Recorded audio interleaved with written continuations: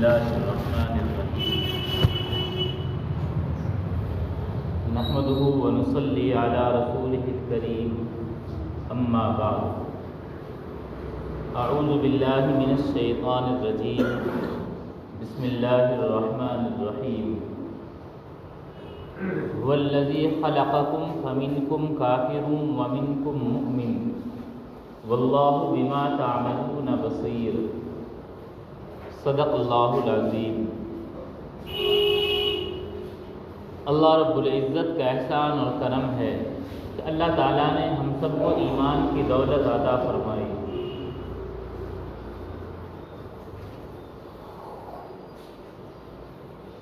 ہمارا نظریہ کچھ اس طرح کا ہے کہ اگر کسی بھی مسئلے پر بات چیت ہو، کہیں پر بھی ہم بات چیت کریں، نماز، روزہ یا دنیاوی معاملات کی، تو وہ بہتر لگتی ہیں، لیکن جس وقت بنیادی بات ایمان اور کفر کی بات ہوتی ہے، ایسے اعمال، ایسے الفاظ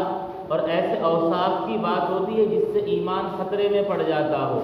تو وہ باتیں ہمیں بہت بری اور عجیب معلوم ہوتی ہیں۔ اس کا ایک ریزن، ایک وجہ یہ سمجھ میں آتی ہے کہ چونکہ ہم نے دین کی باتوں کو علماء سے، کتابوں سے زیادہ اثر انٹرنیٹ اور میڈیا سے سیکھنے کی کوشش کی،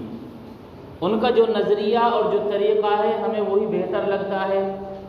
چونکہ ان کے سامنے جو بھی باتیں کی جائے وہ عجیب نہیں لگتی، لیکن جب ایمان اور کفر کی بات آتی ہے تو وہ خود ہی میڈیا والے اس چیز کو فتوی بازی کے نام سے جاری کرتے ہیں اور اس کا نام دیا جاتا ہے کہ فتوی بازی ہو رہی ہے، جبکہ اصل بنیادی چیز یہ ہے کہ ایمان اور عقائد ان کا درست اور ٹھیک ہونا، اعمال کا مرتبہ بھی ایمان کے بعد ہے۔ ایک شخص کے اعمال بہت اچھے ہوں لیکن ایمان نہ ہو تو وہ آخرت میں اس کے کچھ بھی کام نہیں آئیں گے۔ ایک شخص کا ایمان اور عقیدہ اچھا ہو، مضبوط ہو، کسی وجہ سے اعمال میں کمی ہو تو اللہ تبارک و تعالیٰ اپنے فضل سے اسے بخش دیں گے، لیکن یہ ایمان اس کی نجات کا ذریعہ بنے گا۔ تو اصل بنیادی چیز وہ ایمان ہے، اور ہم ایمان ہی کے تعلق سے باتیں کرنے اور سننے سے گریز کرتے ہیں اور بھاگتے ہیں۔ نتیجہ یہ نکلتا ہے کہ بسا اوقات بہت ساری چیزیں جب اپنے اندر دیکھنے کو ملتی ہیں تو پتہ چلتا ہے کہ شاید ہم اس کام کو کر کے ایمان سے باہر نہ ہو گئے ہوں۔ اس لیے موقع سے ان باتوں کو ذہن نشی بھی کر لینا چاہیے تاکہ اپنے ایمان کی حفاظت ہم کر سکیں۔ دراصل ہم اس چیز کی حفاظت کرتے ہیں جس کی قدر کا ہمیں علم ہوتا ہے، ہم جس کی قدر جانتے ہیں۔ ایک بھاری سی چیز چھوٹی سی دیکھنے میں جب اس کو سونے کی نظر سے دیکھا جاتا ہے کہ سونا ہے، سونار اس کو بڑے خوبصورت ڈبے کے اندر رکھتا ہے، بڑے مضبوط لوکر میں رکھتا ہے، اور لوہے کی ہی اگر وہ چیز ہو، دھات کی چیز ہو تو اس کو دکان کے باہر رکھ دیا جاتا ہے، چونکہ اس کے مالک کی نظر میں اس کی جیسے قدر ہے ویسا ہی اس نے مقام دیا ہے۔ سونے کی قدر زیادہ ہے تو اس کو چھپا کر لوکر میں رکھا جاتا ہے، اور لوہا اور اسٹیل اور دھات ان کی قدر جیسی ہے وہ معلوم ہے، اس کو باہر راستے کے اوپر رکھ دیا جاتا ہے تاکہ آنے والے کی نظر پڑتی رہے۔ یہی حال ہے، ہمیں اپنے ایمان کی قدر بھی معلوم ہونی چاہیے۔ ایمان کوئی حصی چیز نہیں جو ہمارے ان 5 سینس اور حواس سے معلوم ہو سکے، ایسی چیز نہیں۔ نہ ایمان آنکھوں سے دیکھا جا سکتا ہے، نہ ہماری زبان سے چکھا جا سکتا ہے، نہ ناک سے سونگھا جا سکتا ہے، نہ اسے چھوا جا سکتا ہے، نہ سنا جا سکتا ہے۔ ایمان تو ایک باطنی کیفیت کا نام ہے جو دل کے اندر ہوتی ہے، کیونکہ ایمان کا دوسرا ترجمہ کیا جاتا ہے یقین سے۔ لغت میں بھی جب ایمان کا معنی دیکھا جاتا ہے تو ایمان کے معنی ہے یقین، اور اگر یقین کے بارے میں پوچھا جائے کہ یقین کیا ہے تو آتا ہے کہ یقین وہ ہے جس میں ذرہ برابر شک کی گنجائش نہ ہو۔ یہ نہیں کہ شک نہ ہو بلکہ شک کی گنجائش بھی نہ ہو۔ اگر کسی معاملے میں ذرہ برابر شک ہو جائے تو وہ یقین نہیں رہتا، اور جب یقین نہیں رہتا، جہاں شک آ جائے تو ایمان بھی نہیں رہتا۔ اگر ہمیں اللہ تبارک و تعالیٰ کے فیصلوں پر یقین پورا ہے تو یقیناً ایمان ہے، اور اگر اللہ کے کسی فیصلے میں، رسول اللہ کی کسی بات میں، قرآن اور حدیث کی کسی آیت، کسی نقطے، کسی احکام میں ذرہ برابر شک کی گنجائش بھی ہم نکالتے ہیں تو ایمان نہیں رہتا۔ اس لیے کہ اس شک کا مطلب یہ ہے کہ قرآن اور حدیث، اللہ اور اس کی باتوں میں یقین نہیں رہا۔ جب یقین نہیں رہا تو ایمان نہیں رہا۔ پھر خواہ اپنے آپ کو مسلمان دکھائیں، اپنی طبیعت کے اعتبار سے اپنے آپ کو اعلیٰ درجے کا جنتی سمجھیں، یہ ہمارے خام خیالی ہے، چونکہ اصل چیز جو ہم چھوڑ کر آ چکے وہ ہمارا یقین ہے۔ اسی لیے ایمان کہا جاتا ہے یقین کو۔ اب یقین کن باتوں پر، کن چیزوں پر ہو؟ مختصراً یہ کہا جا سکتا ہے اللہ اور اس کے رسول پر۔ اللہ تعالیٰ جیسے اپنی ذات اور صفات کے اعتبار سے وہ کامل و مکمل ہے، اس پر اللہ نے جن چیزوں پر ایمان لانے کا حکم دیا ان تمام پر ہمارا مضبوط اور مکمل یقین ہے۔ یہ ہمارا ایمان ہے، اس چیز پر یقین، یہی عقیدہ ہے، یہی ایمان ہے۔ ہر ایسا عمل، ہر ایسا وصف، ایسی بات جس سے ان باتوں میں ذرہ برابر شک ہو سکے، قرآن میں، حدیث میں، اللہ اور اس کے رسول کی ذات میں، اوصاف میں یا بات میں، یا جو اور بنیادی چیزیں ہیں جیسے قیامت کا یقین، اسی طریقے پر حشر و نشر،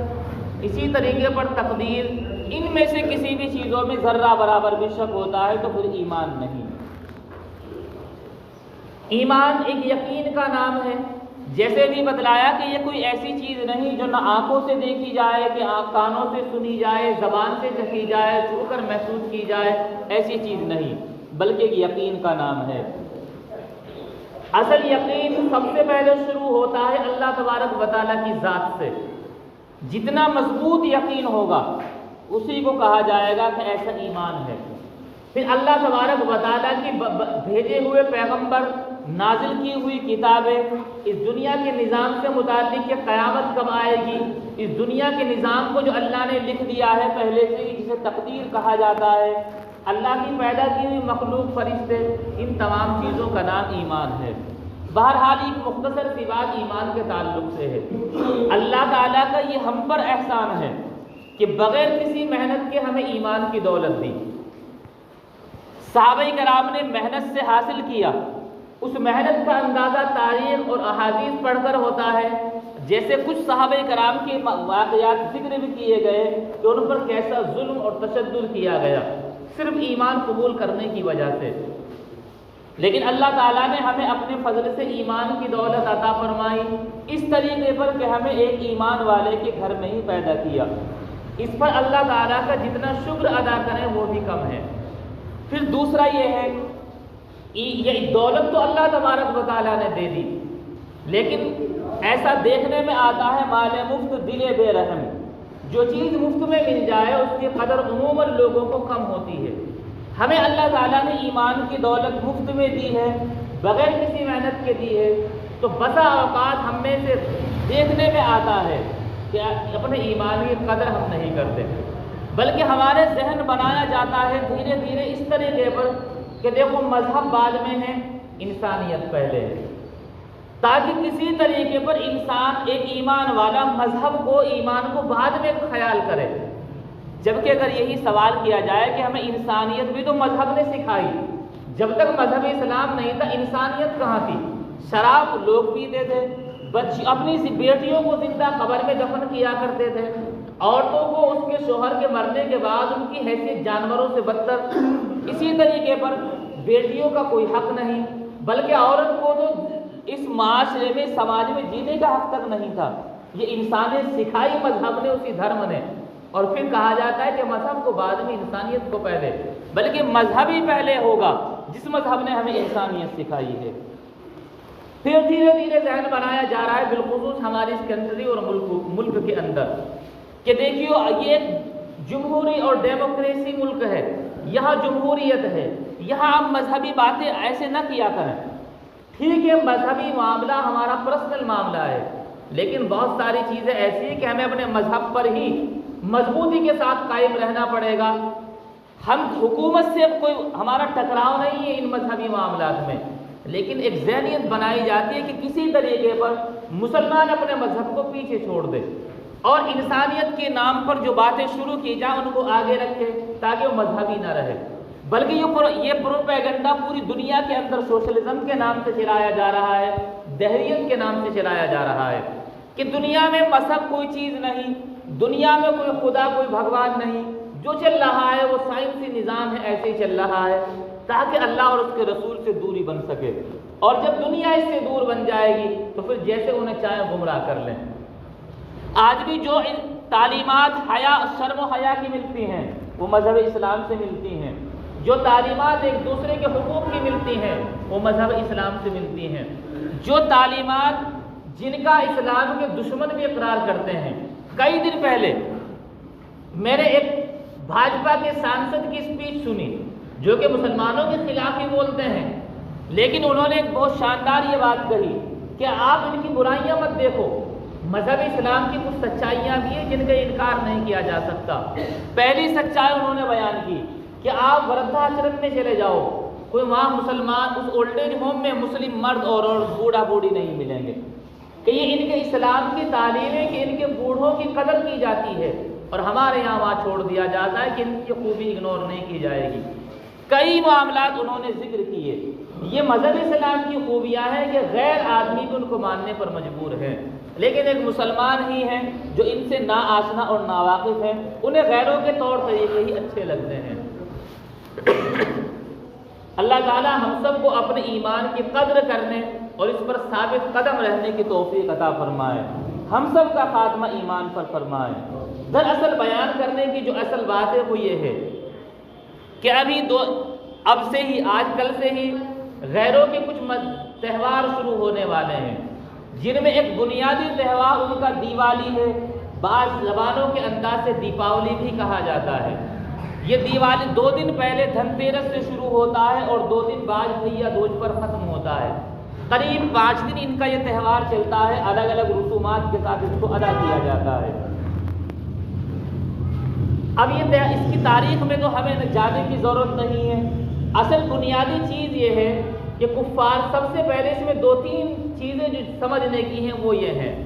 کہ کفار کے مذہبی تہوار کیسے ہوتے ہیں۔ پہلی چیز، کفار کے مذہبی تہوار مشرکانہ عقیدوں سے بھرے ہوتے ہیں، یعنی جب ان کی تحقیق میں جاؤ تاریخی اعتبار سے، بنیادی اعتبار سے یا مذہبی اعتبار سے، تو اس میں سب سے پہلی چیز ملتی ہے اس کی جڑ میں کہ کہیں نہ کہیں شرک ملتا ہے۔ اگر ایک مسلمان اس کو پسند کرتا ہے، اس پر عمل کرتا ہے، شریک ہوتا ہے، تو گویا کہ شرکی عمل میں شریک ہوا، ایمان سے خارج ہو جائے گا۔ تو کفار کے مذہبی تہوار مشرکانہ عقیدوں سے بھرے ہوتے ہیں۔ اب ایسا نہیں ہے کہ ہم ان کے ساتھ کھڑے ہو کر ان کے برابر میں آتش بازی کریں گے یا مندر میں جائیں گے جب ہی ایمان سے خارج ہوں گے، ایسا نہیں، بلکہ اس میں شرکت کی بہت ساری صورتیں ہو سکتی ہیں۔ مثلا جو انتظام انہوں نے اپنے گھر میں سجاوٹ کا کیا ہے، آپ بھی اسی دن اسپیشل سجاوٹ کرتے ہیں، تو یہ بھی تہوار میں شریک ہونے کی ایک صورت ہے۔ اس دن وہ لوگ اسپیشل کھانے تیار کرتے ہیں، اسپیشل طرح کی مٹھائیاں، ہم بھی وہی تیار کرنے لگے تو گویا کہ ہم بھی اسی میں شریک ہونے لگے۔ اسی طریقے پر وہ اس دن ایک اچھے کپڑے پہنے، اس دن کی تعظیم میں جیسے ہم عید کو پہنا کرتے ہیں، ہم بھی اسی طریقے پر اس دن نہا کر دھو کر ایسا لباس پہننے لگیں تو ہم بھی اس میں شریک ہو جائیں گے۔ اسی طریقے پر ایک چیز جو ہمارے اندر پائی جاتی ہے کہ ہم اس کی مبارکباد دینے لگیں۔ مبارکبادی کا کیا مطلب ہے؟ مبارکبادی کو اگر ہم سادہ زبان میں ہی سمجھیں، آپ کوئی بھی اچھا کام کریں، آپ نے مثال کے طور سے ایک کار خریدی، آپ نے مجھے فون کیا، میں کہتا ہوں بھائی بہت بہت مبارک ہو، ہندی زبان میں کہتا ہوں بہت بہت بدھائی ہو۔ اس کا مطلب یہ ہے، میں یہ کہہ رہا ہوں آپ کی اس خریداری پر میں بہت خوش ہوں اور میں آپ کو دعائیں دیتا ہوں کہ آپ بھی اس کو اچھے طریقے سے انجوائے کرو۔ یہ مبارکبادی کا ہماری زبان میں مطلب ہے۔ گویا کہ ہم نے جو پہلے لفظ میں یہ کہہ دیا کہ آپ کی اس چیز سے میں خوش ہوں، تو یہی چیز ہمارے لیے غیروں کے مذہبی تہواروں میں خطرناک بن جاتی ہے۔ انسانیت کے اعتبار سے انسان نے اپنی ضرورت کی چیز خریدی، کوئی بات نہیں ہے، لیکن اگر اس کا مذہبی معاملہ ہے، ہم اس میں مبارکبادی پیش کرتے ہیں، تو یہ ایمان کے لیے خطرہ بن سکتا ہے کہ ہم ان کی چیز کو پسند کرتے ہیں۔ ایک تاریخی مختصر سی روایت ذکر کر دوں، جب مسلمان ہجرت کر کے مدینہ منورہ گئے، یہودیوں کے سال میں یہی اس طرح کے 2 تہوار آیا کرتے تھے، ایک نیروز ایک مہرجان۔ اس کو وہ انجوائے کیا کرتے تھے اپنے طریقے پر۔ اس وقت عید اور بقرعید کے احکام نہیں آئے تھے۔ مسلمانوں نے اللہ کے نبی صلی اللہ علیہ وسلم سے ذکر کیا، اللہ تبارک و تعالیٰ نے مسلمانوں کی اس دلی خواہش کو سمجھا اور ان کو 2 تہوار عید اور بقرعید کے نام سے، عید الفطر اور عید الاضحیٰ کے نام سے دیے، تاکہ مسلمان بھی اپنے اس خوشی کا اظہار اپنے طریقے پر کر سکیں۔ تو ایک چیز رہتی ہے کہ ہم اس کی مبارکبادی وغیرہ ان چیزوں کو سمجھ سکیں، اس سے پرہیز کریں۔ دوسری چیز آتی ہے اس میں ایک بنیادی عقیدہ غیروں کا یہ ہے کہ جب ان 5 راتوں کا یہ تہوار چلتے ہیں، ان میں ایک رات آتی ہے جس کو غالباً کالی داس کے نام سے جانا جاتا ہے، کہ اس رات میں آسمان سے بلائیں نازل ہوتی ہیں۔ آسمان سے کب آفتیں آئیں،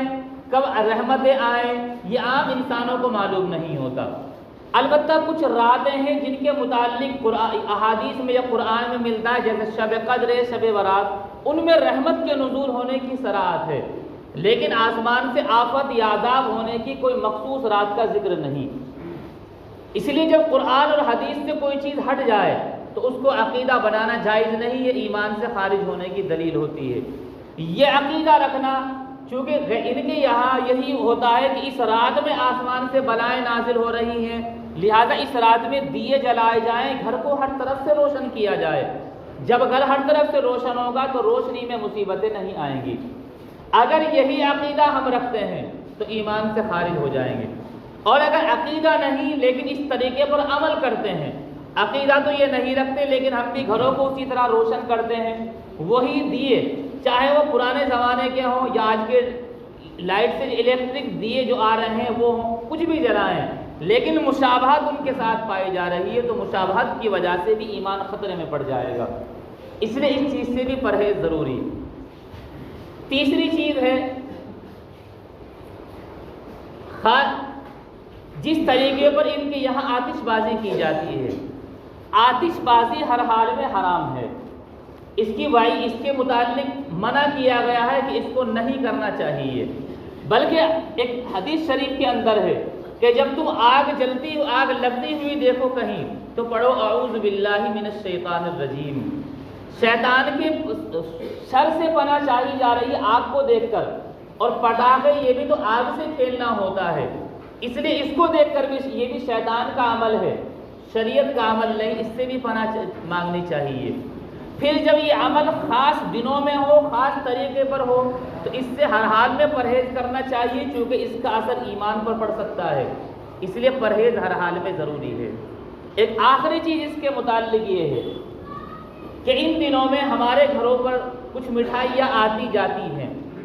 تعلقات ہونے کی وجہ سے آتی جاتی ہیں، اس کو 2 طریقے سے سمجھنا ضروری ہے۔ پہلا یہ ہے کہ عموماً ہولی کے موقع پر جو ہم نے دیکھا ہے، جو اب مٹھائی تیار ہوتی ہے وہ عام طور سے ہولی کے موقع پر گھر میں تیار ہوتی ہے، وہ گجیا وغیرہ بنائی جاتی ہیں، اس کی پوجا وغیرہ بھی ہوتے ہوئے ہم نے دیکھی ہے۔ اس مٹھائی کا استعمال کسی حال میں جائز نہیں جو ہولی وغیرہ پر گھر تیار ہو رہی ہے۔ دیوالی پر اگر مٹھائی گھر پر ہی تیار ہو رہی ہے اور پوجا وغیرہ کے بعد وہ بانٹی جا رہی ہے پھر اس کا استعمال جائز نہیں، اور اگر وہ گھر پر نہیں مارکیٹ میں، جیسے عام طور سے ہمارے شہر میں مارکیٹ میں تیار ہوتی ہے، اور جو شخص مٹھائی دے رہا ہے وہ وہیں سے آرڈر کرتا ہے کہ مجھے 20-50 ڈبے چاہیے، وہیں سے اٹھائیں گے اور گاڑی پر جائیں گے، تقسیم کرتے پھریں گے، اور اسی طریقے پر کوئی آتا ہے ہمیں مٹھائی دیتا ہے، عموماً کاروباری تعلقات کی وجہ سے تقسیم ہوتی ہے، تو اس کا استعمال کرنے کی اجازت ہے، چونکہ نہ تو یہ پوجا کا مال ہے، پوجا کیا ہوا ہے، نہ ہی اس میں کوئی مذہبی رسم شامل ہے، صرف یہ ہے کہ خاص موقع پر جس طریقے پر بونس وغیرہ وہ اپنے عام طور سے ہر کرمچاری کو دے دیں، اس کا تعلق مذہب سے نہیں، اسی طریقے پر یہ مٹھائی بھی اسی طرح کی ہے جس کا مذہب سے تعلق نہیں، لیکن شرط یہ ہے کہ وہ پوجا وغیرہ میں شامل ہوئی نہ ہو، بس باہر سے باہر خریدی، باہر سے باہر ہی وہ لا کر دے دی، اسے استعمال کرنے کی گنجائش ہے، استعمال کیا جا سکتا ہے۔ باقی اس تعلق سے جو بھی مذہبی رسومات ہوں ان سب سے پرہیز کرنا ضروری ہے۔ وہی بات جو شروع میں نے ذکر کی تھی، جس بات کا تعلق بھی ہمارے عقیدے سے ہو، ہمارے ایمان سے ہو، اس چیز کو پہلے سے کنکھالنا ضروری ہے۔ کہیں اس کام کو کر کے، چاہے زبان سے یا عمل سے کر کے، ہمارے ایمان پر تو اس کا اثر نہیں پڑتا۔ اگر ایمان پر اثر پڑتا ہے تو اس کو کسی حال میں نہیں کیا جائے گا، اور اگر کوئی معاملہ ایسا ہے تو اس کا ایمان پر اثر نہیں پڑتا ہے تو اس کو کرنے کی اجازت ہے۔ اس کی ایک مثال اور دوں، اگر ہمارے تعلق میں کوئی غیر مسلم ہے، اس کے یہاں انتقال ہو جائے تو وہاں کچھ معاملات انسانیت کے تعلق سے ہوتے ہیں، کچھ مذہبی تعلق سے ہوتے ہیں۔ انسانیت کے تعلق سے یہ ہے کہ آپ اس کے گھر گئے، اس کو تسلی دے دی کہ بھئی جو قسمت میں لکھا گیا تھا ایسا ہی ہوا، غم کرنے کی بات نہیں، آپ کو تسلی ہو۔ اس طریقے کی آپ نے دیکھا اس کے گھر میں مہمان آ رہے ہیں، بیٹھنے کے لیے کچھ نہیں ہے، آپ نے کرسیاں پہنچا دی، یہ سارے معاملات جو انسانیت کے تعلق سے تھے یہ سب جائز ہیں۔ آگے شروع ہوتا ہے مذہبی معاملہ کہ وہ اس جنازے کو، اس ارتھی کو لے کر جا رہے ہیں، جو کچھ وہ کہ آپ ان کے ساتھ شریک ہوں مذہبی معاملے میں، وہی ان کے شمشان گھاٹ میں جائیں، وہ جو کر رہے ہیں وہ سب کریں۔ یہ تمام چیزیں ان کے مذہبی معاملات کی، اس کا ایمان پر اثر پڑتا ہے، یہی مشرکانہ عمل ہوتا ہے۔ اس لیے وہ ایسی چیزیں جن کا تعلق ایمان سے ہو، ایمان اور کفر کی چیزیں ہوں، ان کو سمجھنا ضروری ہے، کفریہ باتوں سے پرہیز ضروری ہے۔ اور جس چیز کا تعلق صرف انسانیت سے ہو، ایمان یا مذہب سے اس کا کوئی تعلق نہ ہو، اس کو کرنے کی گنجائش ہو۔ اللہ تبارک و تعالی ہم سب کو صحیح سمجھ عطا فرمائے۔ وآخر دعوانا الحمد للہ رب العالمین۔